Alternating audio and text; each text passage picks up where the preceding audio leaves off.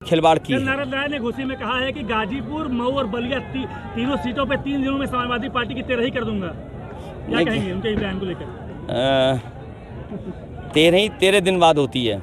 कहें समय बहुत कम ना 13 दिन बाद होती है। जिस दिन स्टेटमेंट दिया है उसके 13 दिन बाद देखना किसकी 13वीं होती है। किसको गाली दे रहे हैं? ये गालीबाजों की लोकतंत्र में कहीं जगह नहीं है। जनता अपना वोट अपने विवेक से, अपनी समझ से डालेगा। और ये गालीबाज लोग, ये दल बदलू लोग, स्वार्थी लोग, धोखेबाज लोग, इनका कोई चरित्र नहीं है। इनका चरित्र केवल स्वार्थ है। और कभी आपके साथ, फिर हमारे साथ, फिर उनके साथ, फिर उनके साथ भी नहीं। मैं आपसे कह रहा हूँ, इंडिया गठबंधन की सरकार बनेगी, आप देखोगे सबसे पहले कौन भागेगा? कौन भागेगा? आप लोग लेंगे ओम प्रकाश राजभर को? नहीं, हम तो नहीं लेंगे, लेकिन वो प्रयास तो करेंगे भागने का। ये स्वार्थी लोग हैं।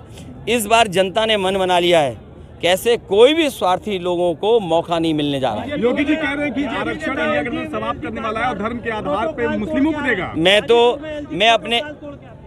मैं अपने समझदार पत्रकार साथियों से कहूँगा कि जो अब आरक्षण व्यवस्था है, जो बीजेपी की सरकार में आरक्षण व्यवस्था लागू हुई है, उसमें पिछड़े दलित आदिवासियों का आरक्षण उन्होंने छीना है।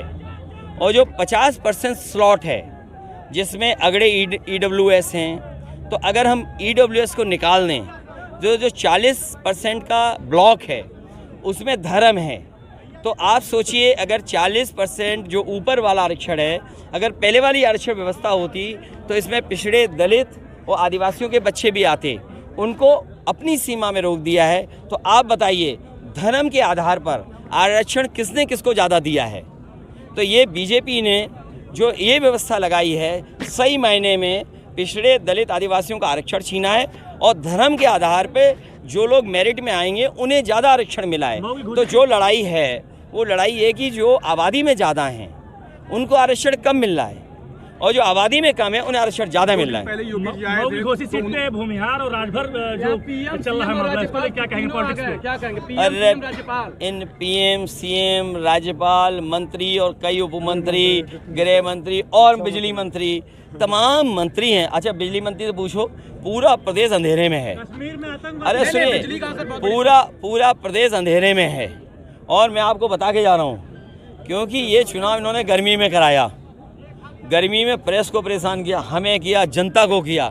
गर्मी की वजह से भी हारने जा रहे हैं। इनकी जो अहंकार की गर्मी है, ये अहंकार का जो बुखार है, इस बार जनता अपने वोट से उतार देगी। 2 दिन पहले योगी जी आए थे, उन्होंने मन से कहा कि जनता डरो मत, माफिया मिट्टी में मिल चुके हैं। देखिए, अभी सोनभद्र के मेरे अपने पत्रकार साथी, सोनभद्र की मीटिंग के बारे में आप पता कर लो, वहाँ का वीडियो मंगा लो, फोटो मंगवा लो।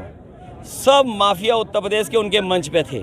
और सुनने में तो आ रहा है कि सब माफियाओं को बनारस, काशी लोकसभा में जिम्मेदारी दी गई है कि जाइए वोट बटोरिए, कुछ बांटिए, फिर वोट बटोरिए। आपको सब पता है। मैं फिर कहता हूं कि सरकार को एक लंबी सूची जारी करनी चाहिए माफियाओं की।